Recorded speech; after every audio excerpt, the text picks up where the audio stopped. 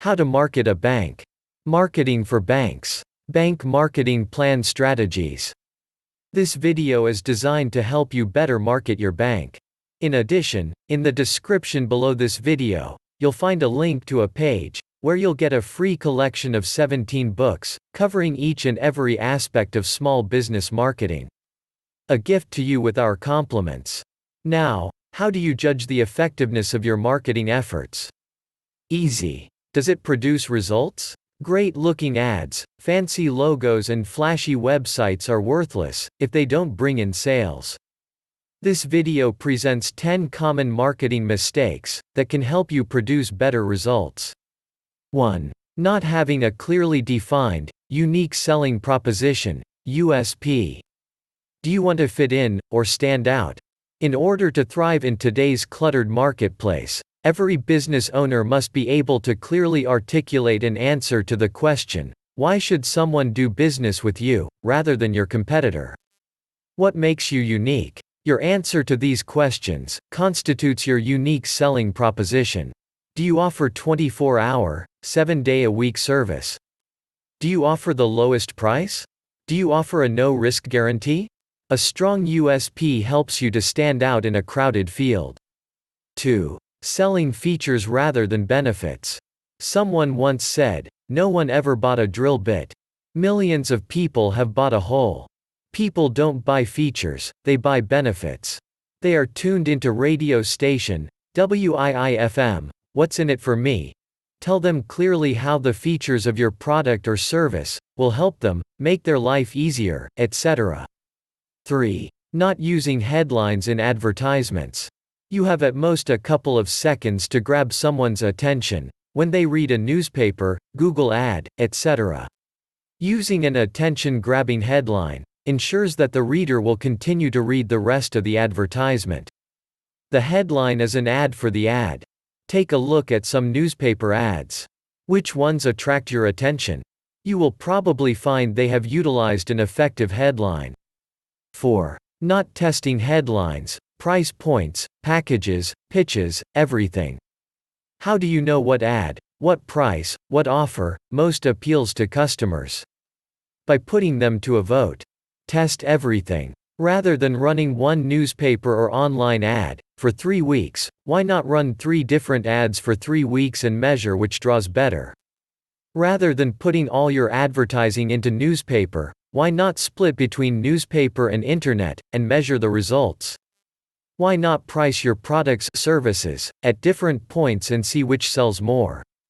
Is cheaper always better? Not necessarily. Each situation is unique. One price may outperform another for a myriad of reasons. Your job is not to know why, but to find what works. Test, test, test. 5. Making it difficult to do business with you. Are your sales staff knowledgeable about your products? Does someone answer your phone promptly, and in a friendly manner? Can people find your phone number, location? Put yourself in your customer's shoes. Don't make them work. They won't. I've seen a website that undoubtedly cost the company thousands of dollars, and nowhere could I find a phone number or email address. Your customer has better things to do than struggle to do business with you. 6. Not finding out what your customers' needs are. What is the first step in filling your customers' needs? Discovering what they are. What's most important to them? Don't even try to guess. You may think price is most important, when what they really want is fast service. You may believe fast service is what they want, when what they desperately want is a friendly, personal touch. How do you find out? People won't tell you unless you ask. So ask. 7. Not maintaining an up-to-date customer database. Your customer list is pure gold. Rather than always working to bring new customers in the door, why not take advantage of the goodwill you have already built with your existing clientele? Experiment with extending special offers to your customer base. Ask for referrals. Send them a card on their birthday. Call and ask what they most enjoyed about doing business with you, or what they disliked doing business with you. You worked hard to develop these relationships. Recognize their value, and work hard to re-delight them. 8. Not eliminating the risk. What stops a customer from buying from you? Are they unsure that your offer is worth their hard-earned money? Make it easy to decide to buy from you. How can you reduce their risk? If you are in a service business, let them try your service at no cost. If you are a lawyer or consultant, offer them a free consultation. Offer them a money-back, no questions asked guarantee on any product they buy. Why not? Are you afraid people will take advantage of you? Give it a try for a month. You may be very pleasantly surprised. Not confident in your product or service? Then go to work on improving your service. 9. Not educating your customers. Don't just claim that your service is better. Explain why. Are your staff better trained? Do you utilize a technology that increases service turnaround or quality?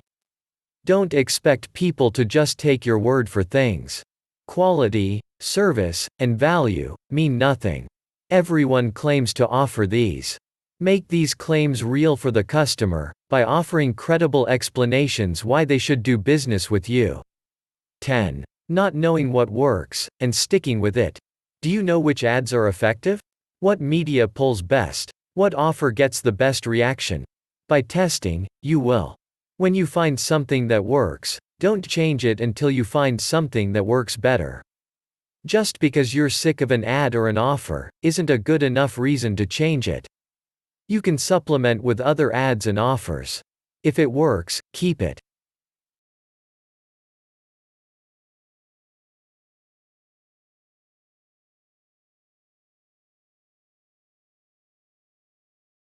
Thank you for watching.